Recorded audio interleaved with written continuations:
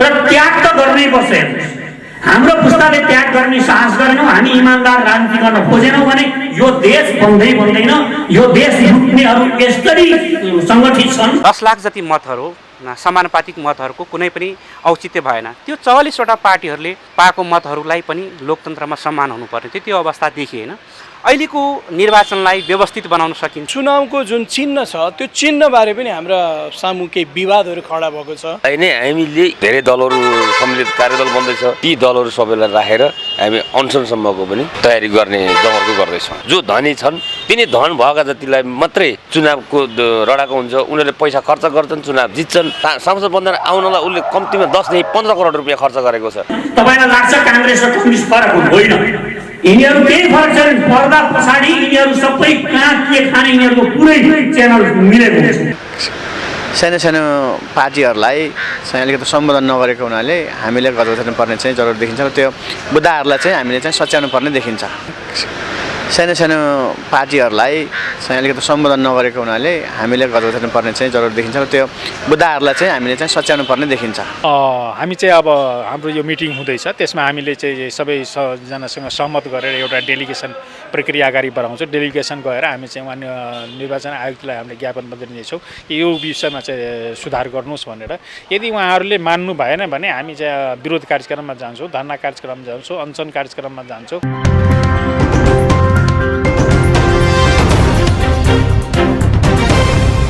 जसरी आज सचेत नेपाली पार्टीले आयोजना गरेको सर्वदलीय भेलामा निर्वाचन आयोगको धेरै कुराहरू चाहिँ शुद्धिकरण गर्नुपर्छ, निर्वाचन प्रणालीहरू शुद्धिकरण गर्नुपर्छ भनेर आज तपाईँहरूले जोडतोडका साथ कुराकानी गर्नुभयो।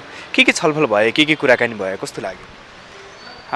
मोटामोटी आज हामी यो निर्वाचन आयोगको जुन क्वासी इलेक्सन सिस्टम छ, यो समानुपातिक समावेशी भनेर जसरी हामीले संविधान सभाको निर्वाचनपछि सबै जाति क्षेत्रवर्ग क्षेत्रको समानुपातिक पहुँच हुनुपर्छ राज्य सत्तामा भन्ने कुराहरू थियो। त्यो कुराहरू भनाइ र गराइमा जुन फरक कुराहरू पायौँ र निर्वाचन आयोगको जुन ठुला दलको प्रतिको धारणा एउटा र साना दलप्रतिको धारणा अर्को रहेको देखियो र विगतदेखि नै यस्तै हुँदै गरेको हामीले पाएका छौँ।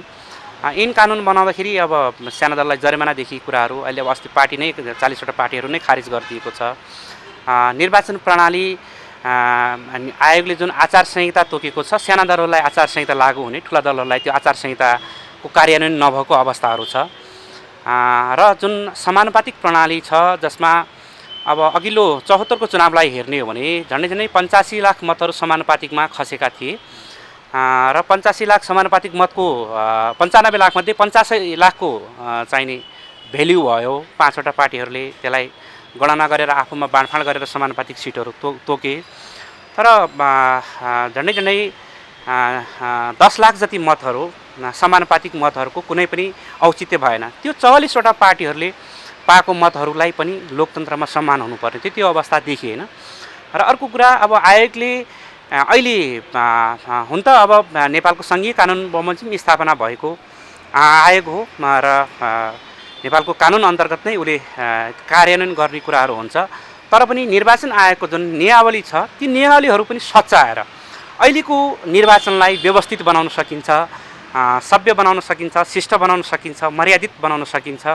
लोकतन्त्रको मेरुदण्ड नै तपाईँको निर्वाचन भएको हुनाले जबसम्म निर्वाचन स्वस्थ हुँदैन, पारदर्शी हुँदैन, इमान्दारिता हुँदैन, तबसम्म त्यो लोकतन्त्र बलियो हुँदैन। लोकतन्त्रलाई जनताको अभिमत जो छ, जुन एउटा राज्य सत्तालाई जुन परिवर्तन गर्ने शक्ति हो, शक्तिको स्रोत त निर्वाचन हो।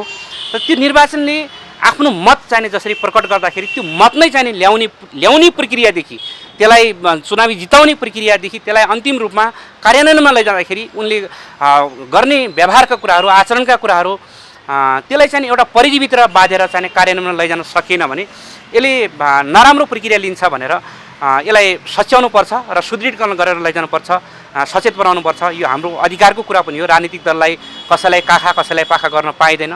ऐन कानुन सबैलाई बराबर हुनुपर्छ र राम्रो कुराको चाहिँ सुरुवात गरौँ। र आयोगमा भएका कानुन बनाउँदाखेरि विभिन्न त्रुटिहरू हुन्छन्, त्यसलाई चाहिँ विभिन्न ऐन नियमहरू चेन्ज गरेर एउटा राजनीतिक दलको कर्तव्य पनि हो। त्यो हामीले एउटा सुझाव दिनुपर्छ कि यसरी जाऊ, यसरी गर्दाखेरि बेटर हुन्छ भन्ने कुराहरूले आज हामी यो विभिन्न दलहरू छलफल भएर यो कुरालाई अगाडि बढाउन गएका रहेछन्। हस्, धन्यवाद। हस्, धन्यवाद। जसरी आज सचेत नेपाली पार्टीले चाहिँ निर्वाचन प्रणाली चाहिँ शुद्धिकरण गर्नुपर्छ भनेर एउटा अभियान थालेको छ र आज सर्वदलीय बैठक पनि बस्यो, के कुराकानी भए, अब कसरी अगाडि बढ्दै हुनुहुन्छ तपाईँहरू? होइन, अब यो आजको यो सचेत नेपाली कार्यक्रम पार्टीले गरेको कार्यक्रम चाहिँ अब सर्वदलीय भेला गर्नुपर्छ। त्यसपछि हामी अब यो देश अहिलेसम्म कसैले पनि राम्रो काम नगरेको अवस्थामा हामी एकजुट भएर जानुपर्छ भन्ने तर्क छ। यो उपयुक्त पनि छ, देशलाई चाहिने पनि छ, हामीहरूले खोजेको पनि यही हो, गर्न पनि पर्छ। त्यसलाई सशक्त लाग्नुपर्ने अवस्था पनि छ। त्यसो भएर अब यहाँ यो अहिलेको युवा जनशक्ति, युवाहरूको सोच विचारलाई चाहिँ प्रयोग गर्नु जरुरी छ। कस्तो निर्वाचन पद्धति चाहिँ अपनाउँदा हुन्छ अब आउने निर्वाचनमा चाहिँ भन्ने तपाईँहरूको धारणा? अब चाहिँ यस्तो छ, हाम्रो देशको निर्वाचन पद्धति अलिकता के भन्छ भने आचार संहितामा जुन हामीले सहयोग प्रतिबद्धता गऱ्यौँ र हामीले सही गरेका छौँ। म निर्वाचन विभाग प्रमुखको हिसाबले, म कमन राष्ट्रिय मोर्चा नेपालको निर्वाचन प्रमुख विभागको हिसाबले हामीले प्रतिबद्धता गऱ्यौँ, प्रमाणीकरण गरेर अहिले कार्यान्वयनमा आएको छ। त्यसमा चाहिँ अलिकता फेरबदल गर्नुपर्ने कुरा त के हो भने सबै धेरै कुरा बुदाहरू चाहिँ त्यहाँ ठिकै छ, तर एक दुई कुरा चाहिँ सानो सानो पार्टीहरूलाई चाहिँ अलिकति सम्बोधन नगरेको हुनाले हामीले गजबजन पर्ने चाहिँ जरुरत देखिन्छ र त्यो बुदाहरूलाई चाहिँ हामीले चाहिँ सच्याउनु पर्ने देखिन्छ। हस्, धन्यवाद। Thank you. जसरी आज तपाईँहरू सर्वदलीय भेला बस्नुभयो र निर्वाचनको जुन पद्धति छ त्यो चाहिँ शुद्धिकरण गर्नुपर्छ भनेर तपाईँहरू लागिरहनु भएको छ, यो कसरी सम्भव हुन्छ? यसमा यस्तो छ, अब निर्वाचन आयोगले नै बनाएका नियमहरू त हुन्। निर्वाचन आयोगले जब दल दर्ता गर्नलाई स्वीकृति दिन्छ, मान्यता प्राप्त गर्न दिन्छ भनेदेखि त्यो निर्वाचन आयोगलाई नै हामीले यी चिजमा हाम्रो असहमति छ भने हामीले दिएका मागहरूलाई त्यसर्दाखेरि निर्वाचन आयोगले नमान्ने त भन्ने कुरो हुँदैन नि। त्यो यदि मानेन भने हाम्रो माग एकदम जायज छन् भन्ने कुरालाई निर्वाचन आयोगलाई जानकारी गराउँदै हामी अनसन बस्नेदेखि लिएर यो कार्यदल अब जुन अहिले बन्दैछ, धेरै दलहरू सम्मिलित कार्यदल बन्दैछ, ती दलहरू सबैलाई राखेर हामी अनसनसम्मको पनि तयारी गर्ने जमर्को गर्दैछौँ। तपाईँहरूले चाहेको निर्वाचन प्रणाली चाहिँ कस्तो हो? हामीले र हाम्रो पार्टीको सिद्धान्त अनुसार चाहेको त निर्वाचन प्रणाली भनेको पूर्ण समानुपातिक निर्वाचन प्रणाली नै हो। अहिलेको यो निर्वाचन प्रणाली जुन अवस्थामा गइरहेको छ, यो धनाढ्यको लागि मात्रै निर्वाचन प्रणाली भइरहेको छ। गरिब जनताको छोरो, एउटा राजनीतिक सिद्धान्त बोकेर हिँडेको छोरो, एउटा देश र जनताको लागि केही विकास गर्छु भनेर हिँडेको छोरा छोरीहरू निर्वाचन लड्नबाट वञ्चित भइरहेका छन्। जो धनी छन् तिनी धन भएका जतिलाई मात्रै चुनावको रडाको हुन्छ, उनीहरूले पैसा खर्च गर्छन्, चुनाव जित्छन्, चुनाव हार्ने सडकमा गइरहेका हुन्छन्, चुनाव जितेको जति चाहिँ तपाईँको संसदमा जान्छन्, संसदमा गइसकेपछि संसद विकास कोषबाट आएको पैसा विकासको नाममा उनीहरू आफ्नो खर्च गरेको पैसालाई मात्रै अगाडि बढाउने जमर्को गरिरहेका हुन्छन्। त्यस कारणले गर्दा पनि समावेशिता सहितको पूर्ण समानुपातिक निर्वाचन प्रणाली आवश्यकता छ भन्ने ठान्दछौँ हाम्रो पार्टीले। सो निर्वाचन आयोगले नै केही रकम मात्रै खर्च गर्न पाउने, त्योभन्दा बढी खर्च गर्न नपाउने भनेर त आचार संहिता नै बनाएको छ। निर्वाचन आयोग त्यो धेरै पहिलादेखि बनाइरहेको आचार संहिता हो। निर्वाचन आयोगले यति खर्च, कुनै निर्वाचन जितेको उम्मेदवारले मैले यति खर्च गरेँ भने निर्वाचन आयोगलाई तपाईँको खर्च विवरण पेश गरेको छ, त्यो त हचुवाको भरमा मैले जम्मा यति नै गरेँ। निर्वाचन आयोगलाई एउटा आँखाको छारो हाल्ने काम मात्रै गरेको छ। एउटा उम्मेदवारले एउटा संसद बन्द आउनलाई उसले कम्तीमा 10 देखि 15 करोड रुपियाँ खर्च गरेको छ। हरेक मतदाताको नाम उसमा पैसा बाँडेको छ, भात खुवाएको छ, खाना खुवाएको, के अरे गाडीमा तेल हालेको छ, इन्धन हालेको छ। ती कुरा निर्वाचन आयोगले समीक्षा गरेको छ। तिनीहरूलाई हेर्न निर्वाचन आयोग गएको छ र त्यो किताब के अरे कपीको उसमा जे लेखेर दिएको छ त्यसैलाई आधार मानेर यही कपी ठिक छ भनेर निर्वाचन आयोगले चुप्लाएर बसेको छ। केही समय अगाडि स्वयं प्रचण्डले नै करोडौँ रुपियाँ चुनावमा खर्च हुने भयो, चुनाव लड्नै गाह्रो भयो भनेर भन्नुभएको थियो। उहाँ जस्तो व्यक्तिले भनिरहँदा पनि निर्वाचन आयोगले कुनै प्रकारले त्यस विषयमा बोलेको देखिएन। कसरी तपाईँहरूको आवाज सुन्ला? होइन, यस्तो हो, जब निर्वाचन आयोगले एउटा राजनीतिक दलका कुराहरूलाई सुन्न चाहन्न भनेदेखि निर्वाचन आयोगले त्यो दललाई मान्यता किन दिने? ठुलो पार्टी नै राजनीतिक दल हो, साना पार्टीहरू जनआधार कम भएको पार्टीहरू राजनीतिक दल होइन भन्ने मान्यता राख्छ भने त कि दुई दलीय व्यवस्थाले लगिदिनु पऱ्यो नि त, एउटा पक्ष एउटा विपक्ष। निर्वाचन आयोगले किन धेरैवटा दलहरूलाई आधिकारिकता दिएर पठाउँछ? त्यो आधिकारिकता दिइरहेको अवस्थादेखि अहिले आएर निर्वाचन आयोगले दलहरू चुनाव लड्न नपाउने, तिनीहरूले दिएको चिन्हमा चुनाव लड्न नपाउने, स्वतन्त्र चिन्ह दिने भन्ने सवाल जुन निर्वाचन आयोगले अगाडि बढाउँदै गइरहेको छ, ती चिजकै विरोधमा त हामीले डेलिगेसन जान खोजेको त छौँ नि। तपाईँले के सङ्घर्ष कार्यक्रमहरू छ?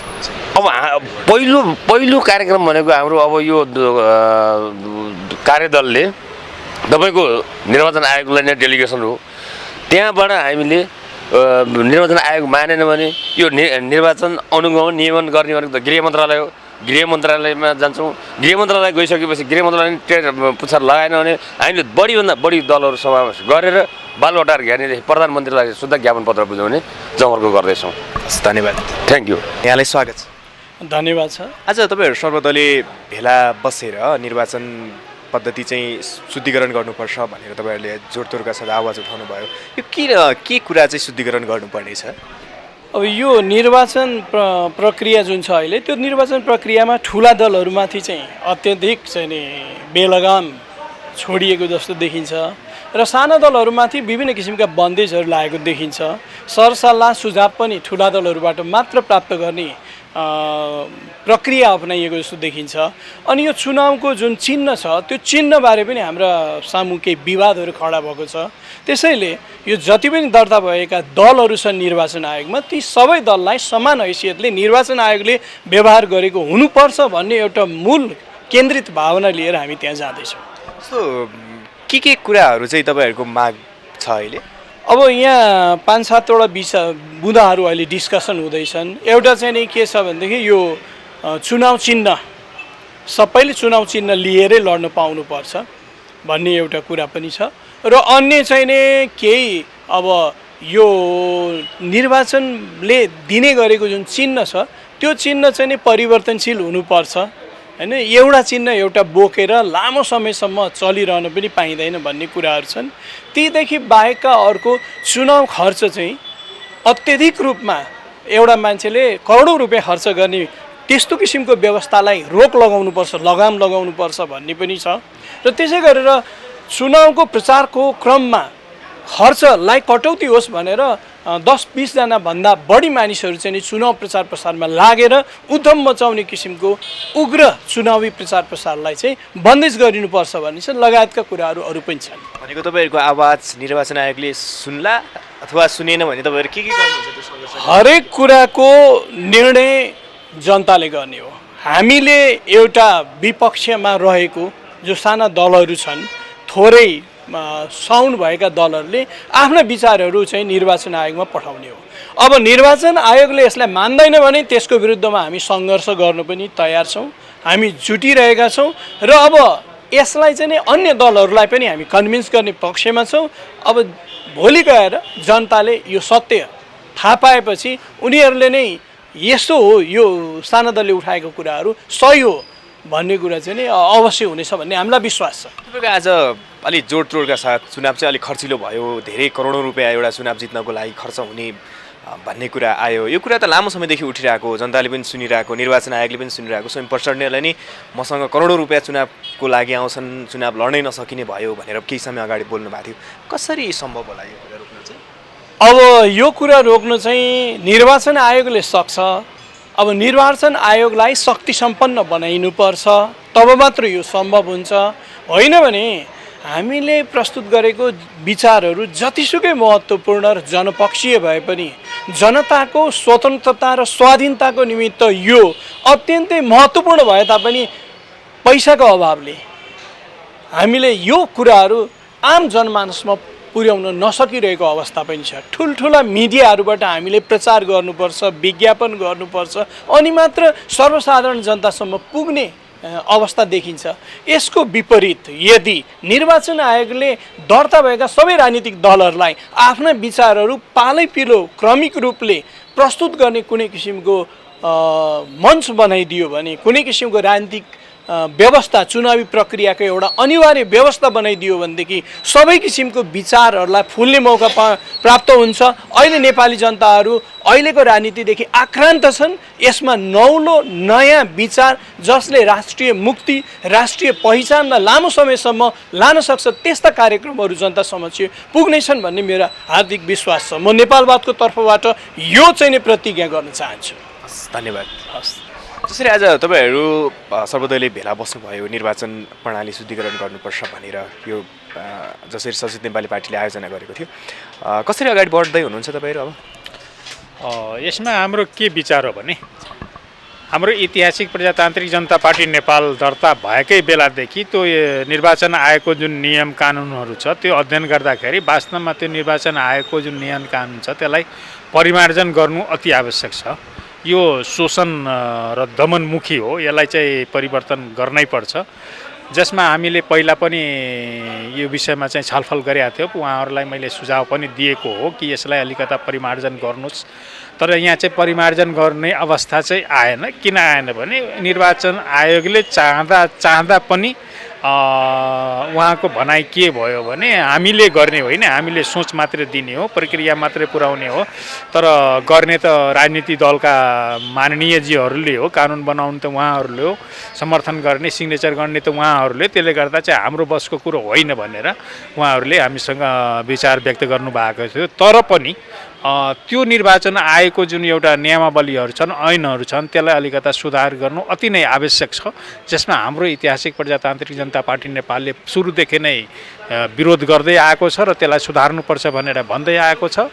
अझै पनि हामीले यही विषयमा आज हामी छलफल गऱ्यौँ। यही विषयमा छलफल गर्दाखेरि वास्तवमा यो अहिलेको जो आजको जो कार्यक्रम छ त्यो चाहिँ एउटा आवश्यक पनि हो निर्वाचन आयोगको सुधारको लागि। त्यसले गर्दा हामी चाहिँ यसमा समर्थन भएको छौँ र समर्थन भएन हामी एकसाथ भएर हामी चाहिँ अगाडि बढ्ने भन्ने हामी सोच्छौँ।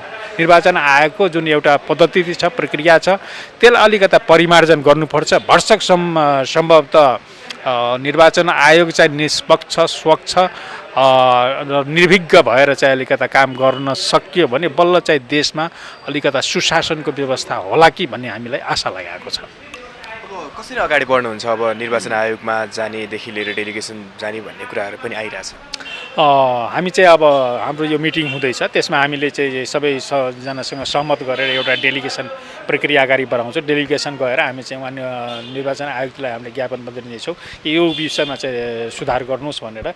यदि उहाँहरूले मान्नु भएन भने हामी चाहिँ विरोध कार्यक्रममा जान्छौँ, धरना कार्यक्रममा जान्छौँ, अनसन कार्यक्रममा जान्छौँ र अनसन कार्यक्रम भइसकेपछि त्यस पछाडि हामी चाहिँ नेपाल गभर्मेन्टको उसमा जान्छौँ। अन्य निकायहरूसँग पनि अलिकता हामीले सहकार्य समन्वय गरेर अगाडि बढ्छौँ भन्ने हाम्रो चाहिँ सोच रहेको छ। र त्याग त गर्नै पर्छ। हाम्रो पुस्ताले त्याग गर्ने साहस गरेनौँ, हामी इमान्दार राजनीति गर्न खोजेनौँ भने यो देश बन्दै बन्दैन। यो देश लुट्नेहरू यस्तरी सङ्गठित छन्, तपाईँलाई लाग्छ काङ्ग्रेस र कम्युनिस्ट फरक होइन। यिनीहरू केही फरक छैन। पर्दा पछाडि यिनीहरू सबै कहाँ के खाने यिनीहरूको पुरै च्यानल मिलेको हुन्छ। कुनै पनि काङ्ग्रेसको सरकार आउँदाखेरि कम्युनिस्टको भ्रष्टहरूलाई कारवाही गरेको तपाईँले सुन्नु भएको छ? गर्छ? नभए त गर्नुपर्ने हो नि। यो प्रचण्ड आउँदाखेरि त बडो उदण्डका साथ संसारै फाँड्छु भनेर आएका थिए। त्यत्रो दुई पटक प्रधानमन्त्री भए, 100 जना भ्रष्ट काङ्ग्रेसीहरूलाई थुन्न सक्दैन थिए? खोइ, तिनै माफिया छन्। केही माफिया छन्, हरेक ठाउँमा माफिया छन्। तपाईँ न्याय क्षेत्रमा जानुहोस् त्यहाँ माफिया छन्, तपाईँ शिक्षा क्षेत्रमा जानुहोस् त्यहाँ माफिया छन्। ती माफियाहरूले यिनीहरूलाई चलाउने, यिनी चलेका छैनन्। भ्रममा नपर्नुहोस् शेरबहादुर देउवाले पार्टी अध्यक्ष भएर काङ्ग्रेस पार्टी चलाएका छन् भन्ने भ्रममा नपर्नुहोस्। माफियाले चलाएका छन्। अरू कम्युनिस्टको पनि यही हालत छ। अहिले कम्युनिस्ट एमाले फुटेको माधव नेपाल र ओलीको कारणले फुटेको होइन, माफियाको कारणले फुटेको छ। त्यसकारण यो माफियागिरी बन्द गर्नको लागि हामीले पहिला त हामीले अलिकति लोयल, अलिकति हाम्रो अहङ्कार छोडौँ।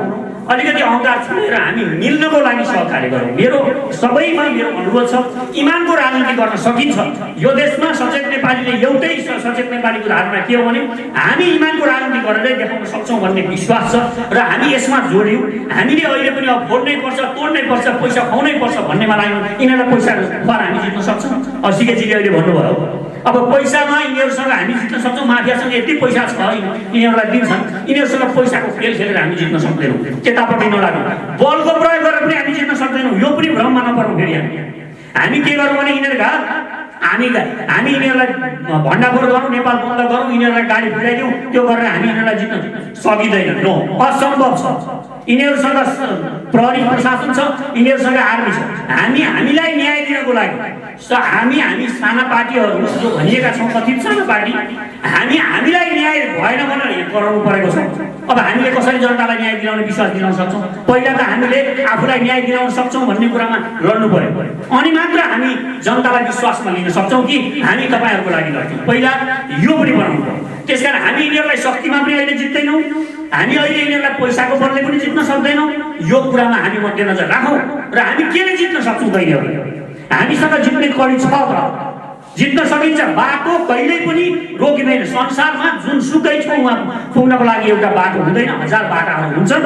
त्यसकारण म त्यही हेनिबललाई बारम्बार सम्झिने गर्छु। हेनिबलले रोम जित्ने बेलामा एउटा सानो राज्यको सेनापति, उसले रोम जित्छु भन्ने परिकल्पना गर्यो।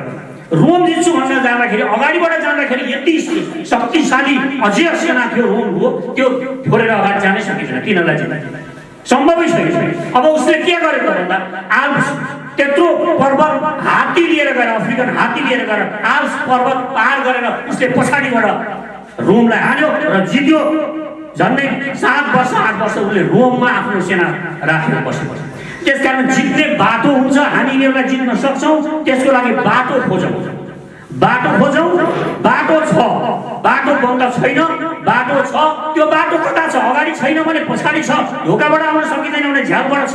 तर बाटो हामीले अलिकति विचार गरेर सोचौँ। यिनीहरूसँग जति बुद्धि छ त्योभन्दा 1000 गुणा बुद्धि हामीसँग छ। हामी यही भएका मानिसहरू, तपाईँहरू जति पनि नेता लिडरहरू हुनुहुन्छ, तपाईँहरू युनिक एउटा केही गर्छु भन्ने एउटा नयाँ भिजन लिएर आउनुभएको छ। यो शक्ति तपाईँहरूमा छ, हामीमा छ।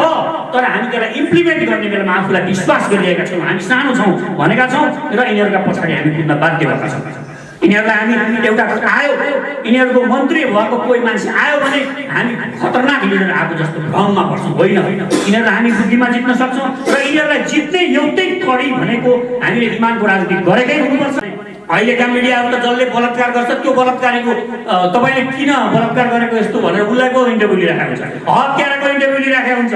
तपाईँले हत्या गरेको अरे त के हो भनेर इन्टरभ्यू लिइरहेको हुन्छ। हत्यारा टिभीमा, राष्ट्रिय मिडियामा यस्ता बेइमान मिडियाहरू, यस्ता बेइमान राजनीतिक सिस्टमले यो देश 1000 वर्षमा चाहिँ चेन्ज हुँदैन। यो देश बदल्ने हो भने अब तपाईँ हामी उठ्नै पर्छ र उठ्ने साहस गर्नुपर्छ। एकअर्कालाई विश्वास पनि गर्नुपर्छ र यो विश्वासको राजनीति र इमानको राजनीति, भ्रष्टहरूलाई किनारा लाउने राजनीति गरौँ। हामी परिवर्तन गर्न सक्छौँ। यो मैले अहिले यो चाहिँ हाम्रो केवल अहिले आजको प्रस्ताव भनेको चाहिँ निर्वाचन आयोगले नियमावली सच्याउँदाखेरि हुने कुरा भयो। उसले आफ्नो नियमावली सच्याउँदा हुने कुरा भएकोले यसमा धेरै कुरा छैन। जस्तो राइट टु रिजेक्टको कुरा यो उसले नियमावली सच्याएर हुँदैन, यो सदनबाट आउने कुरा हो। यो नियम कानुनै बन्नुपर्छ यसलाई। त्यसैले यो चाहिँ अहिले तपाईँहरूको अरू माग पनि जुन आएको छन् ती सहीको छन् माग, तर त्यो चाहिँ सरकारको लागि हामीले संयुक्त आन्दोलनबाट गर्न सक्छौँ। यो चाहिँ नियमावली सच्याएको भरमा उसले कलम चलाएर त्यहाँबाट गरेको भरमा हुन सक्ने कुरा छ। त्यसकारण यो हामीले पहिलो निर्वाचन आयोगलाई दिन्छौँ र एउटा हामी संयुक्त एउटा फेरि एउटा राम्रो सम्मेलन गरौँ, भेला गरौँ र त्यो भेलाबाट हाम्रो साझा एजेन्डाहरू बनाऊ र हामी अगाडि बढौँ। हामी चेन्ज गर्न सक्छौँ।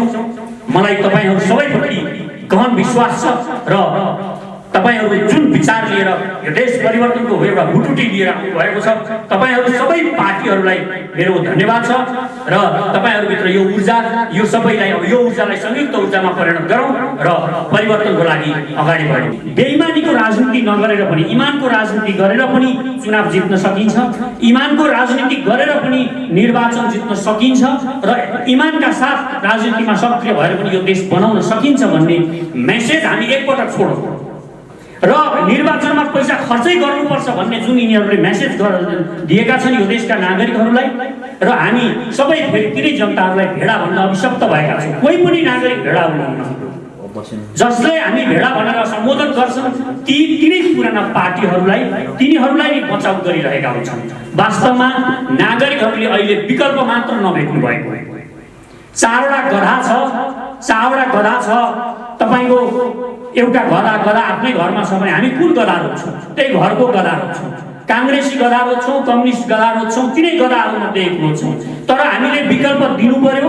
हामी यी गधाहरूभन्दा फरक छौँ भन्ने हामीले विकल्प खडा गर्न सक्यौँ भने हामी साना पार्टीहरूले एउटा शक्ति निर्माण गर्ने जमर्को गऱ्यौँ भने एउटा माहौल बन्छ, देशभरि एउटा माहौल बन्छ र त्यो माहौलले तरङ्ग ल्याउँछ र यिनीहरू केही गर्न खोज्दैछन् भन्ने विश्वास हुन्छ। पहिलो कुरा के छ भने हामीप्रति पनि विश्वास छैन। यति 70 वर्षदेखि यो देशमा देश लुटिएको छ। देशका नागरिकहरूलाई प्रताडन छ, गरिबी छ, भोकमरी छ। तपाईँ तराई जानुहोस् या जुम्ला जानुहोस्, जनकपुर जानुहोस् या जुम्ला जानुहोस्, एउटा पनि नागरिक खुसी छैन। यो अवस्था 70 वर्षदेखि छ भने यसलाई तोड्नको लागि एउटा विश्वास पैदा गर्न सक्नुपर्छ। हामीले एकछिन हाम्रा अहङ्कारहरू छोड्न सक्नुपर्छ। म अध्यक्ष नै बन्नुपर्छ, म पार्टीमा शीर्ष स्थानमै रहनुपर्छ भन्ने त्यो भावना छोडेर हामीले हाम्रो इगो मात्र अलिकति मत्थर गऱ्यौँ भने हामी मिल्न सक्छौँ। यस्तो भ्रष्टाचार हामीले देखिरहेका छौँ, यति काली लाग्दो छ। तपाईँ यो देश त यो अहिलेको सिस्टममा हिँडेर यी पुराना पार्टीलाई तपाईँले खुल्ला छोड्नु भयो भने म ग्यारेन्टी गर्छु 100 वर्ष पछाडि हाम्रो नाति पनाति यसरी नै भेट भएर यसरी नै बसिरहेको हुन्छ, मिटिङ गरिरहेको हुन्छन्। यिनीहरूलाई कसरी ठेगान लाउने होला भनेर सम्भव छैन। विकल्प हामीले नै दिनु छ। अब म यहाँ हाम्रो यस सचेत नेपाली पार्टीका श्रद्धेय अध्यक्ष श्री पुण्य प्रसाद प्रसाईज्यूलाई आजको यस कार्यक्रममा आफ्नो मन्तव्य प्रकट गरिदिनु हुन हार्दिक अनुरोध गर्दछु।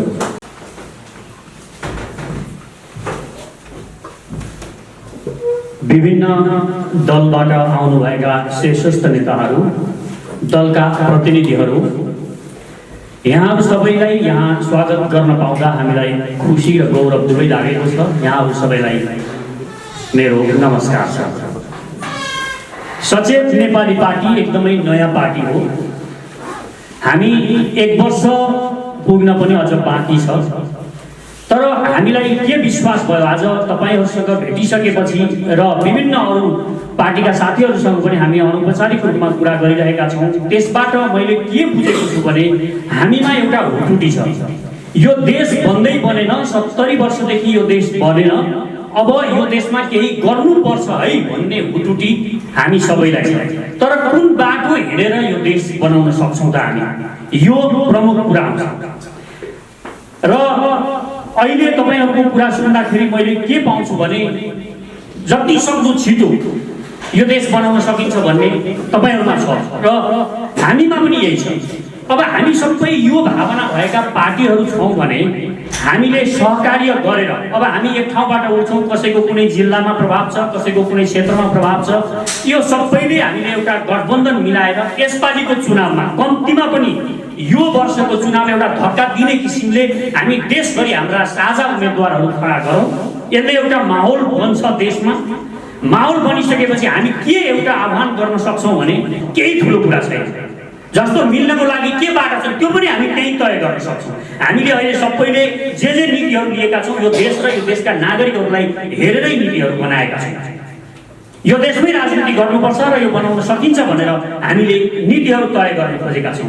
र एउटा नीति बनाउँदाखेरि के गर्नुपर्छ भन्ने मलाई लाग्छ भने अहिले भएको चाहिँ सबै भत्काइदिहाल्ने अनि अर्को निर्माण नगर्ने, त्यो भत्काएर फेरि त्यसलाई बनाउनमा यी दलहरूलाई खेल्न दिने किसिमको नीति हामीले बनायौँ भने हामीलाई फेरि यिनीहरूले हामीमाथि राज गर्छ। जस्तो अहिले आएको छ संहिता भत्काइदिनुपर्छ, राजतन्त्र ल्याइदिनुपर्छ, फलानु यसो गरिदिनुपर्छ, उसो गर्नु, यो भत्काउने खेल। भत्काउने खेलमा हामी अहिले नलाग्ने, अहिले यिनीहरूका ढाडमा टेकेर यिनीहरूको टाउकोमा हान्ने पोजिसन हामीले बनाउन सक्नुपर्छ। त्यो बाटो कुन हुन्छ हामीले नि तय गर्नुपर्छ। र अहिलेको यो आजको प्रस्ताव भनेको चाहिँ केवल निर्वाचन आयोगले सच्याउन सक्छ, उसले नियमावली बनाएर सच्याउन सक्ने भएकोले यो सरकारको लागि होइन, यो निर्वाचन आयोगले नै गर्न सक्छ भनेर हामीले बनाएको। अब हामी आइतबार एउटा मिटिङ गरौँ र त्यहाँ बढीभन्दा बढी संलग्न हामी भौँ, जसरी हुन्छ सबैजनाले जुटेर एउटा मिटिङ बरु यहाँ होइन अलिक ठुलो ठाउँ कतै कहीँ राख्न सकिन्छ राखौँ र एउटा साझा एजेन्डाहरूमा हामी देशव्यापी संयुक्त आन्दोलनको घोषणा गरौँ। यी भ्रष्टहरूको विरुद्धमा सुरु गरौँ। यी भ्रष्टहरूले जहाँसुकै तपाईँ हेर्नुहोस् यस्तो भ्रष्टाचार हामीले देखिरहेका छौँ, यति काली लाग्दो छ। तपाईँ यो देश त यो अहिलेको सिस्टममा हिँडेर यी पुराना पार्टीलाई तपाईँले खुल्ला छोड्नुभयो भने म ग्यारेन्टी गर्छु 100 वर्ष पछाडि हाम्रो नाति पनाति यसरी नै भेट भएर यसरी नै बसिरहेको हुन्छ, मिटिङ गरिरहेको हुन्छन्। यिनीहरूलाई कसरी ठेगान लाउने होला भन्दा सम्भव छैन। विकल्प हामीले नै दिनु छ। अहिले नागरिकहरूलाई विकल्प छैन। नागरिकहरूलाई विकल्प नभएको कारणले पुराना दलमा जानुपर्ने नागरिकको बाध्यता छ, जनताको बाध्यता छ। वैकल्पिक शक्ति हो भनेर एउटा मान्छे उभिएर एउटा पार्टी उभिएर जनताले विश्वास गर्छन् भनेर तपाईँ हामी भ्रममा त पर्न सक्छौँ, तर नागरिकले विश्वास गर्नुहुन्न। अहिले विश्वास गर्नको लागि केही काम गरेर केही हामी पहिला आफै मिलेर केही गर्न सक्ने पोजिसन बनाउनु पर्छ भन्ने मलाई विश्वास छ। र यसको लागि केही कुराहरू जस्तो सचेत नेपाली पार्टीले पनि आफ्नो अवधारणाहरू बनाएको छ। तपाईँहरूका आफ्ना अवधारणाहरू सबै हामी देखौँ, के गरेर मिल्न सक्ने के बुदाहरूमा हामी जान सक्छौँ, कुन बुदाहरू तपाईँ छोड्न सक्नुहुन्छ, कुन बुदाहरूलाई हामी लिएर अगाडि बढ्न सक्छौँ, ती बुदा संयुक्त बुदाहरू गरौँ। जस्तो हामीले अहिले देशलाई समेट्ने हिसाबमा सर्वपहिचानवादको हामीले एउटा वकालत गरेका छौँ। सर्वपहिचानवाद भनेको जस्तो कि मानवतावादको कुरा हाम्रो सरले गर्नुभयो, दलित पार्टीको सरले। मानवतावाद भन्दा हामीले सर्वपहिचानवाद भनेको चाहिँ यो मानवको मात्रै कुरा होइन, यो पृथ्वी भनेको हामी मानवको मात्र होइन, यो पृथ्वी भनेको यहाँका चराचुरुङ्गीको पनि हो, यहाँका भ्यागुत्ताको पनि हो, यहाँका वनस्पतिको पनि हो। त्यसकारण यो साझा हो हामी सबै भनेपछि तिनीहरूलाई जोगाउने गरी पनि हामीले कानुनहरू बनाउनुपर्छ। हामीले मानवता भनेर हामी सर्वश्रेष्ठ प्राणी हौ भनेर हामी आफूलाई भन्छौँ सर्वश्रेष्ठ प्राणी, तर एउटा गधालाई गएर सोध्ने हो भने कोही मान्छेलाई सर्वश्रेष्ठ प्राणी भन्दैन गधा। हामीले जनावरहरूको लागि के बनाएको सर्वश्रेष्ठ भनेर बनाएको केही पनि छैन। हामीले विकास गऱ्यौँ भने हाम्रो विकासले हामी मान्छेलाई त विकास भयो, तर त्यो हाम्रा जङ्गलहरू मासिए, जङ्गलमा जनावरहरूका घरहरू मासिए, वनस्पतिहरू मासिए। त्यसकारण हामीले पृथ्वीलाई न्याय गरेका छैनौँ। सर्वपहिचानवादी धारणा बनाउन हामीले प्रयास गर्न सकिन्छ भन्ने मेरो धारणा। यसमा सर्वजातिको हित, सम्पूर्ण मानव जातिको मात्र होइन, सम्पूर्ण चिजको हितको लागि भएका छौँ। अर्को कुरो हामीले खुसीलाई प्राथमिकता दिएका छौँ, साम्यवाद समाजवाद होइन। तपाईँ खुसी हुनु पर्यो। हामी खुसी हुनको लागि तपाईँसँग मर्सिडिज कार हुनसक्छ, मसँग साइकल हुनसक्छ। म साइकलमा चढेर म छारीमा बसेर एउटा कटेरो सानो बनाएर म आनन्द जीवन बिताउँछु भने घाँसपास कपास शिक्षा स्वास्थ्य सुरक्षा समानता र रोजगारीको व्यवस्था सरकारले गरिदिइसकेपछि म आनन्दले खुसी हुन सक्छु भने म तपाईँसँग प्रतिस्पर्धा गरेर म दुखी हुनुपर्ने जरुरी छैन। हामी अहिलेको दुःख भनेको उपभोक्तावादी समाजले हामीलाई जबरजस्ती मसँग कार छ भने अर्को राम्रो कार किन्नको लागि हामीलाई प्रतिस्पर्धामा लगाइदिएको छ, हामीलाई इगो जगाइदिएको छ। हामी इगोमा र त्यो प्रतिस्पर्धा भौतिक चिजहरूको प्रतिस्पर्धामा हामी लागेको कारणले हामी दुखी भएका छौँ। घाँस कपास शिक्षा स्वास्थ्य सुरक्षा समानता सम्मान सबैको हुनु पर्यो, राष्ट्रियता र रोजगारी यति मात्रै व्यवस्था हुने हो भने दुनियाँमा कोही पनि मान्छे बेखुसी हुँदैन। अनि ऊ त्यहाँभन्दा बढ्ता चिज चाहन्छ भने उसले कर पनि बढी तिर्छ, ऊ कमाउन पनि चाहन्छ, अरू धेरै कुराहरूले गर्छ भन्ने हाम्रो मान्यता छ। र यो देशलाई कसरी जोड्ने भन्नेमा सचेत नेपाली पार्टीले क्लस्टर वाइज शासन व्यवस्थाको परिकल्पना गरेको छ। जस्तो हामीले यो देशलाई 4 क्लस्टरमा विभाजित गरेका छौँ। 4 क्लस्टरमा आर्यन बाहुन क्षेत्रीको 1 क्लस्टर, जनजाति 1 क्लस्टर, दलित समुदायको 1 क्लस्टर, थारू मधेसीहरूको एउटा क्लस्टर, 4 क्लस्टरमा विभाजित गरेका छौँ। र हामीले चाहिँ हाम्रो पार्टीमा के नीति ल्याएका छौँ भने यो क्लस्टर वाइज हाम्रो पार्टीमा चाहिँ अध्यक्ष पनि चेन्ज हुँदै जाने भनेका छौँ। र यही सिस्टम हामी देशमा बनाउन सक्छौँ भन्ने हामीलाई विश्वास छ। यो सिस्टम कसरी बनाउन सक्छौँ? अहिले राष्ट्रपतिको परिकल्पना गरौँ। योभन्दा अगाडि मधेस समुदायबाट राष्ट्रपति हुनुभयो, अहिले बाहुन समुदायबाट महिला राष्ट्रपति हुनुहुन्छ। अब आउनेमा दलित अथवा जनजातिको अनिवार्य हामीले राष्ट्रपति बनाउने र यसमा यो नीति प्रधानमन्त्री पनि यही र सबै तहमा यही तरिकाले हामीले अगाडि बढ्न सक्यौँ भने म विश्वास दिलाउन सक्छु यो देशका हरेक नागरिकहरूलाई, कुनै पनि समुदायलाई, कुनै पनि जातिलाई म हेपिन्छु। यिनीहरूले पार्टी खोलेको चाहिँ हामीलाई सोच्न गर्न यो दुईटा बाहुन मिलेर अध्यक्ष भयो, यो बाहुनले चाहिँ अध्यक्ष भएर अब हामीलाई शासन गर्न खोज्यो भन्ने पनि आउँदैन, दलितलाई पनि आउँदैन, जनजातिलाई पनि आउँदैन। क्लस्टर वाइज जान सकिन्छ, मलाई यो विश्वास छ। र कसैले अहिलेका पार्टी खोल्ने भनेको जनताले के सम्झिन्छ भने एउटा 2-4 जना अहिलेका तपाईँ जति पनि कम्युनिस्ट छन् र काङ्ग्रेस छ, यिनीहरूमा हेर्नुहोस्, काङ्ग्रेसमा 70 वर्ष भयो यिनीहरूले पार्टी खोलेको, एउटा न दलित गएको छ, न जनजाति गएको छ, न मधेस समुदायबाट कोही अध्यक्ष बनाएको छैन। किन बनेको छैन? यदि यो सिस्टम बनाइदिएको भए महेन्द्र नारायणले अध्यक्ष हुनुहुन्थ्यो, उहिले भइसक्यो। अहिले विमलले यत्रो लडाइँ गरिरहनु पर्थ्यो अध्यक्छ बन्न, पालो हुँदै आउँथ्यो। त्यो दलित समुदायबाट बल्ल बल्ल महामन्त्री भयो भनेर काङ्ग्रेसमा बडो खुसी हुनुभएको छ, सिस्टम नभएको कारणले। यदि सिस्टम भयो भने हामीले त्यो दिन सक्छौँ भन्ने हामीलाई विश्वास छ। हामी इमान्दारिता छोड्यौँ भने हामी यिनीहरूसँग जित्न सक्छौँ। त्यस कारण हामी सबैले जहाँ पनि बोल्ने बेलामा अब के बोल्नुपर्छ भने एउटा संयुक्त एउटा तयार गरौँ, आइतबार हामी भेटौँ, आइतबार एउटा भेला गरौँ, आजै यहीँबाट कहाँ गर्ने कसो गर्ने फाइनल गरौँ। त्यसको लागि के कसरी अगाडि बढ्न सकिन्छ बढौँ, अरू पनि साथीहरूलाई ल्याउँ। र यो चुनाव अब आइसकेको छ, एक्लै हिँडेर हामी एकजना सांसद हुन सकौँला। म साथीहरूलाई भन्छु, म पनि काहीँ बल गरेर सांसद हुन सकौँला, सिकेजी पनि आफ्नो जिल्लाबाट हुन सक्नु होला, अरू कोही पनि हाम्रो यहाँ साथीहरू पनि हुन सक्नु होला। तर परिवर्तन एकजना सांसद जितेर आउनेवाला छैन। परिवर्तनको लागि एउटा मेसेज दिन जरुरी छ। अहिले देशमा देश एकदम निराशामा छ, देश निराशामा छ। यो निराशामा भएको देशलाई पहिला त हामीले उम्मेद, एउटा होप दिन जरुरी छ। यो होप दिनको लागि हामी मिल्न जरुरी छ। हामी मिल्ने भनेको हाम्रो लागि मिल्ने होइन, हामी त्यो होप जगाउनको लागि मिल्ने। त्यसकारण त्यो होप जगाउनको लागि हामी एकचोटि जोड्यौँ, यो आशाको संसार गरौँ, देशमा यिनीहरूले केही गर्छन् भन्ने एउटा विश्वास पैदा गरौँ। त्यो विश्वासले तरङ्ग उत्पन्न हुन्छ र हामी संयुक्त आन्दोलनहरू सुरु गरौँ। र ती आन्दोलनहरूले मधेसमा राजनीति गर्नेहरूलाई त्यहाँ राम्रो हुन्छ, पहाडतिर राजनीति गर्नेहरूलाई पनि राम्रो हुन्छ, जनजातिबाट जुन राजनीति गरिराख्नु भएको छ त्यो समुदायलाई पनि हामी, त्यहाँ दलित समुदायबाट राजनीति गर्नुभएकोलाई पनि हामी एकीकृत गर्दै त्यो आवाजहरू पुर्यायौँ भने भोलिका दिनमा म विश्वासका साथ तपाईँहरूलाई भन्छु, यही चुनावमा, यही प्रतिनिधि सभाको अहिले आउने चुनावमै हामी एउटा राम्रो शक्ति निर्माण गर्न सक्छौँ। र त्यो शक्तिले यो देशलाई तरङ्ग दिइसकेपछि तपाईँ त्यही केजरीवाल हो, त्यही सिस्टम हो। खालि सिस्टम भनेर हामी के गरेर अल्मलिएका छौँ भने सिस्टम सिस्टम सिस्टम भनेका छौँ र सिस्टम चेन्ज गर्न हामीले पुरा जीवन बर्बाद गरिरहेका छौँ। सिस्टम अहिले भएको सिस्टमलाई हामी सदुपयोग गरौँ। केजरीवालले त्यही सिस्टममा बसेर पहिला के गरे, 49 दिनको अन्ना आन्दोलनबाट उठे, 49 दिनको सरकार बनाए, 49 दिनमा केही होप दिए, त्यो होपले गर्दा आज सरकार छ। र 2030 सम्ममा तपाईँ हेर्नुहोस् केजरीवाल इन्डियाको प्रधानमन्त्री बन्नुभएको छ। त्यसकारण पहिला होप जगाउनलाई केही न केही गरौँ र त्यो गरिसकेपछि हामी, म विश्वासका साथ भन्न सक्छु, त्यो होपले एउटा तरङ्ग आउँछ अनि हामी गठबन्धन गरौँ, मिलौँ। त्यो मन्त्री प्रधानमन्त्री केही पनि होइन, हामी प्रधानमन्त्री बन्नको लागि, मन्त्री बन्नको लागि हामीले सोच्यौँ र त्यो किसिमको राजनीति सुरु गऱ्यौँ भने हामी सम्भव छैन। हामी यो विचारको जग निर्माण गरौँ, विचारको जग बनाउनको लागि राजनीति, यो जग र होप जगाउनको लागि राजनीति गरौँ। हामीले राजनीति गर्नु भनेको आजको लागि मात्र होइन, यो मेसेज दिन सक्यौँ हामी मिल्न सक्छौँ, मिलेर अगाडि बढ्न सक्छौँ भन्ने मेसेज दिन सक्यौँ भने हामीले भोलि आउने पुस्ताले जसले राजनीति गर्नेवाला छन् तिनीहरूले यिनीहरूलाई टक्कर दिन सक्छन्। अहिले यो पुस्ता निराश भयो, हामी निराश भयौँ, हामीले साँच्चै नै राजनीतिमा धक्का दिन सकेनौँ र हामी यस्तै त हो नि राजनीति पार्टी खोलेको छु, अब गर्दै जाँदा हुँदै जाँदा के हुन्छ हेरौँ भन्न थाल्यौँ भने हामीले निराशा अझ बढाउँछौँ। त्यसकारण बुलन्द आशाका साथ अगाडि बढौँ, मिलौँ, सहकार्य गरौँ। आइतबार हामी, अथवा आइतबार नभए कुन बार हुनसक्छ, हामी एउटा अरू सबै दलहरू, अरू पनि साथीहरूलाई बोलाउँ, एउटा के विचारहरू छन् सबैका विचारहरू एकअर्काले सुनौँ र मिल्न सक्ने पोजिसन छ। यहाँ कसैको अहिले हामीले सुन्दाखेरि के लाग्यो त, कसैको विचार फरक मिल्नै नसक्ने छ।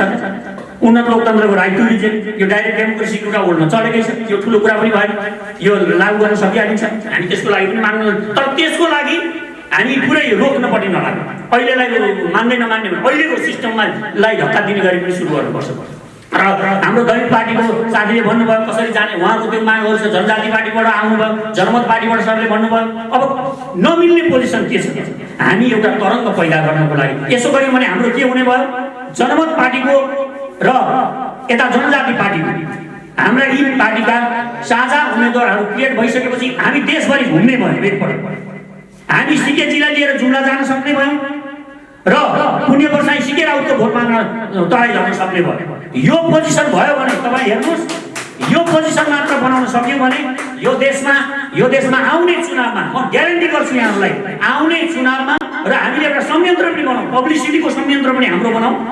यिनीहरूले जसो जसो गर्छन् त्योभन्दा धेरै राम्रो बेटर हामी दिन सक्छौँ। हामीसँग त्यो डाइनामिक मानिसहरू पनि छन्, त्यो भएर तिनीहरूलाई पनि प्रयोग गरौँ र पब्लिसिटी पनि हामी त्यो किसिमले गरौँ।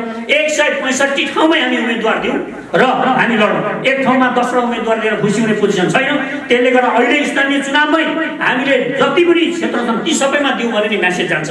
एउटा सिङ्गल बरु अर्को एउटा हामी लिउँ, अर्को एउटा चुनाव चिन्ह पनि लिन सक्छौँ। हामी एकअर्काको चुनाव चिन्हबाट नजाने ठिक छ, ओके, नजाने अर्को एउटा चुनाव चिन्ह लिउँ र त्यो चुनाव चिन्हबाट हामी एउटा साझा उम्मेदवार क्रिएट गरौँ र अहिले देशभरिका सारा स्थानीय क्षेत्रमा हामी उम्मेदवारी दिउँ र एउटा म्यासेज जान्छ।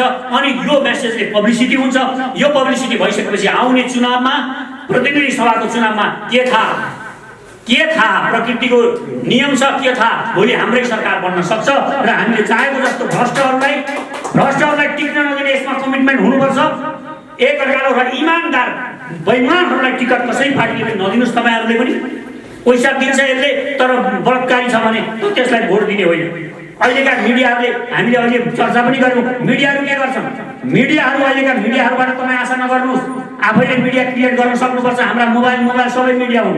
यिनीहरूलाई जति सक्दो सदुपयोग गर्न सक्छौँ हामी हाम्रो साझा उम्मेदवार भइसकेपछि त्यो गर्न सक्छौँ। र अर्को कुरा के हुन सक्छ भने अहिलेका मिडियाहरू त जसले बलात्कार गर्छ त्यो बलात्कारीको तपाईँले किन बलात्कार गरेको यस्तो भनेर उसलाई पो इन्टरभ्यू लिइराखेको हुन्छ। हत्याराको इन्टरभ्यू लिइराखेको हुन्छ।